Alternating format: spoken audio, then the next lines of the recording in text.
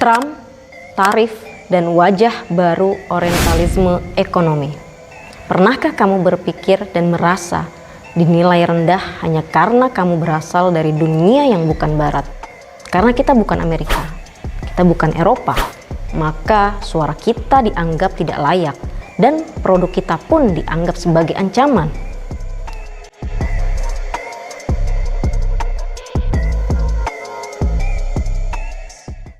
Tarif impor Trump bukan hanya kebijakan ekonomi, ia adalah orientalisme dalam bentuk dagang.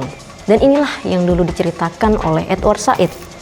Edward Said dalam bukunya Orientalism menjelaskan bagaimana Barat membentuk gambaran Timur sebagai yang lemah, irasional, dan berbahaya.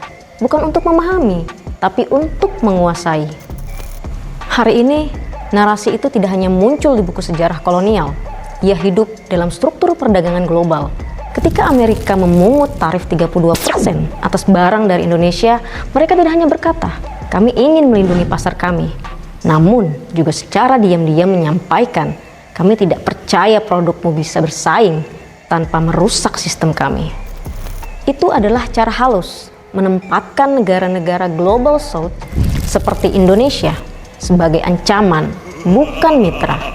Dan seperti kata Edward Said, orientalisme bukan soal kebenaran, tapi soal kuasa, tentang siapa yang boleh bicara dan siapa yang hanya boleh dibungkam.